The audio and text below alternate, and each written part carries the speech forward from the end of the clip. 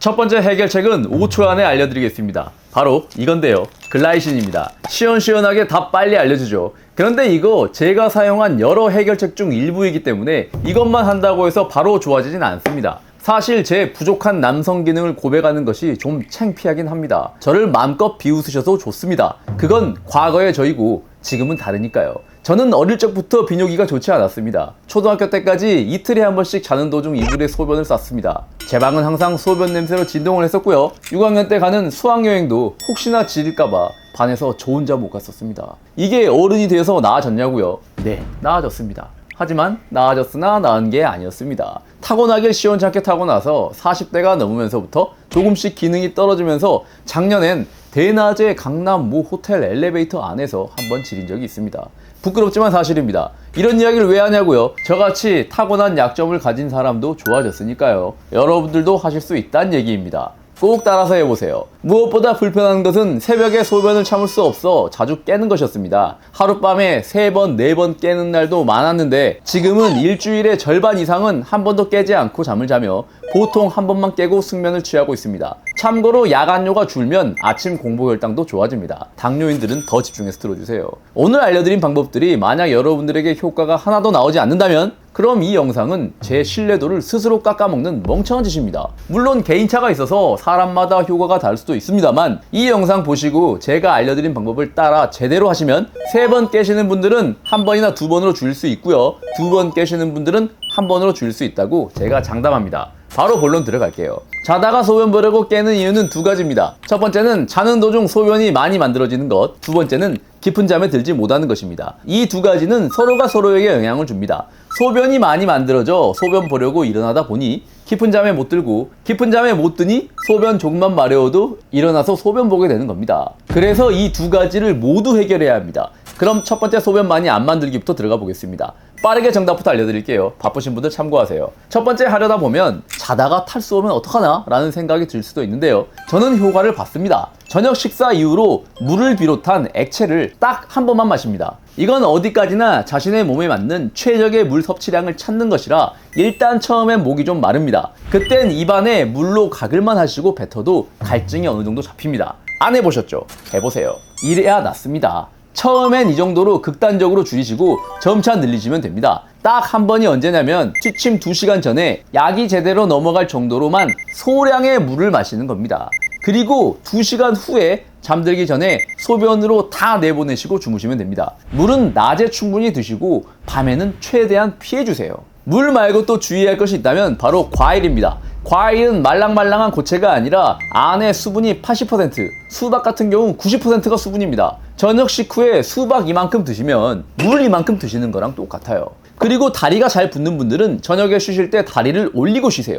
이렇게 다리를 높이고 계시면 낮 동안 서 있을 때 중력에 의해 하지 정맥에 갇혀있던 물이 신장으로 자연스럽게 흘러 들어와 소변으로 배출됩니다. 다리가 잘 붓는 분들은 저녁 시간에 이걸 미리 하지 않으면 자는 동안 하지 정맥에 고여있던 물이 야간뇨로 나옵니다. 참고로 저는 부종이 없어서 굳이 이것까지는 하지 않아도 잘 되었었습니다. 그리고 간 기능이 좋지 않은 분들은 낮에도 커피 섭취 주의하셔야 합니다. 커피 속 카페인이 소변 보게 하는 이뇨제인 거 잘 아시죠? 커피 속 카페인 반감기가 5시간이라 오후 4시 전에만 드시면 된다고 하시는 분도 있는데요. 반감기라는 말은 농도가 절반으로 줄는 시간을 뜻합니다. 완전히 소멸되는 시간이 아니에요. 오후 4시에 커피 한 잔 드시면 많게는 카페인이 200mg 들어있습니다. 오후 9시에 절반으로 줄어들어도 카페인 100mg이 몸 안에 남아있습니다. 결코 적은 양이 아니고요. 카페인은 특히 간에서 대사되기 때문에 간 기능 떨어지신 분들은 분해 속도가 더 느려집니다. 야간뇨가 불편하신 분들은 오후에는 커피를 드시지 않는 것이 맞아요. 정 드시고 싶으시면 디카페인으로 드시는데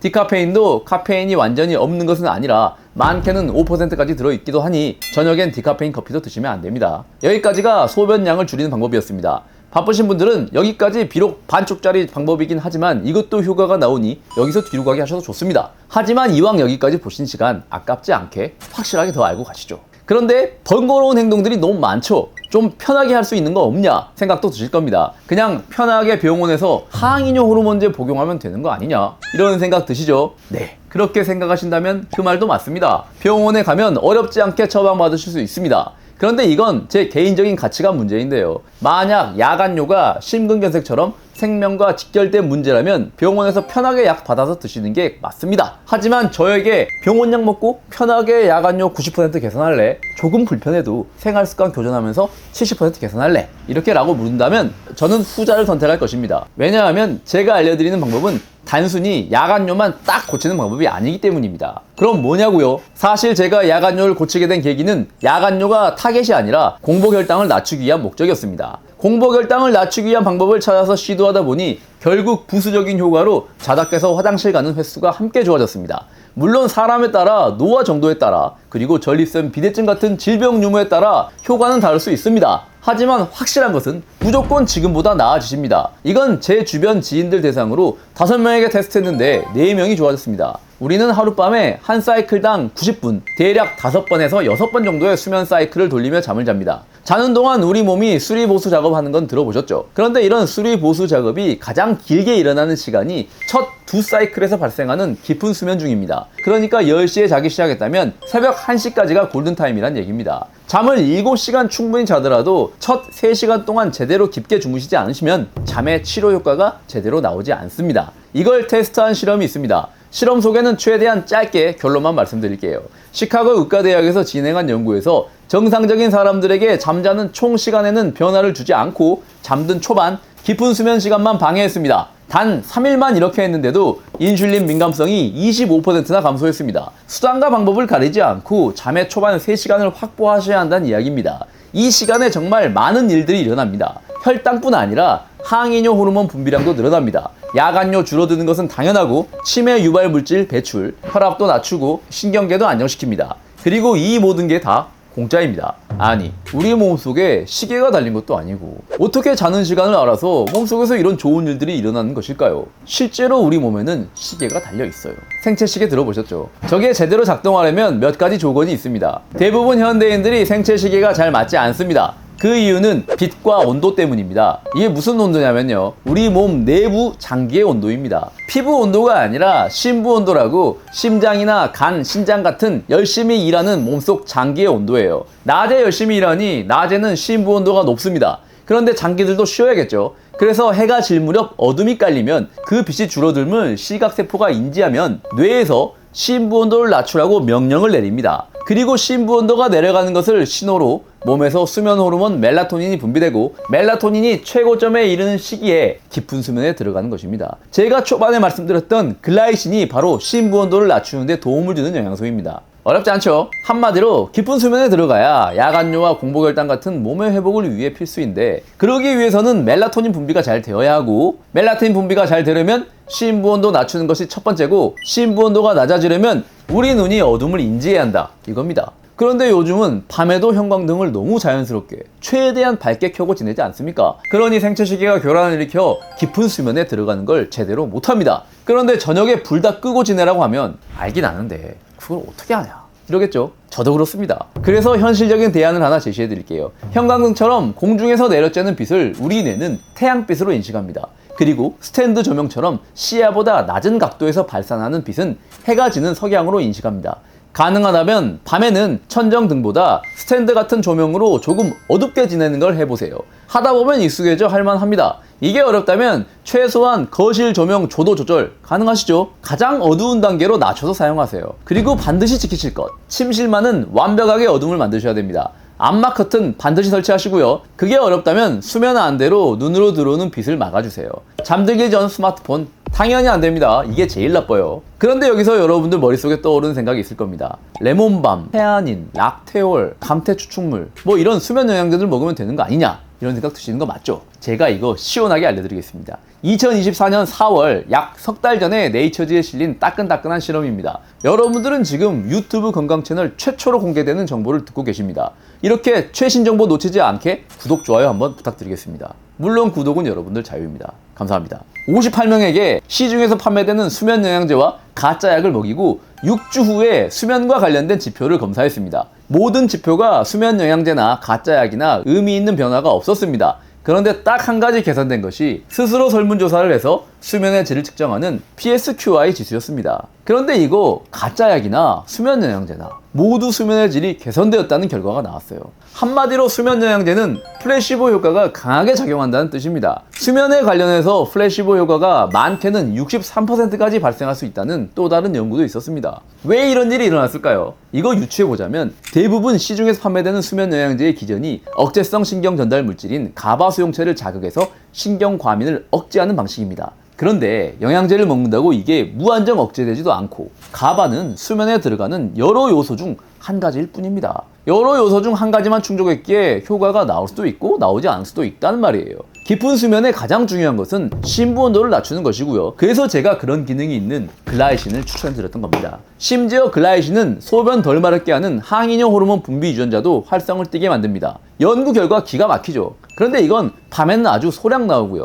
낮에 주로 활성을 보입니다. 저처럼 밤이나 낮이나 소변 때문에 힘들었던 분들께 도움 되겠죠. 아니 나는 그래도 레몬밤, 락티움 같은 거 먹고 억제성 신경 전달 물질 가바를 좀 활성화시키고 싶다 하시는 분들도 있을 거예요. 그런 분들은 차라리 다른 걸 알려드릴게요. 억제성 신경 전달 물질 가바도 활성화시키지만 흥분성 신경 전달 물질 글루타메이트는 억제시키는 작용까지. 그러니까 억제는 활성화하고 흥분은 억제시키니 효과가 더 좋겠죠. 그걸 하는 게 바로 마그네슘입니다. 거기에 마그네슘은 멜라토닌 분비도 자극하고 심혈관 기능에도 필수적이니 어지간한 수면 영양제보다 훨씬 낫습니다. 그래서 심부온도 낮추는 글라이신과 신경 안정시켜주는 마그네슘을 합방하는 방식이 인체를 복구하는 깊은 수면을 유도하여 야간뇨를 개선시키는 최적의 조합입니다. 제가 먹어서 효과를 본 글라이신은 이 나우푸드 제품이고요. 실험에서 사용했던 용량인 3g, 그러니까 3000mg이고요. 3알 섭취했습니다. 꼭 이 제품일 필요는 없고요. 라이프 익스텐션 글라이신도 괜찮습니다. 글라이신 3알, 마그네슘 2알. 이걸 취침 2시간 전에 최소한의 물로 드시는 게 좋은데 알이 좀 크니까요. 목에 안 걸리게 주의해서 드시면 됩니다.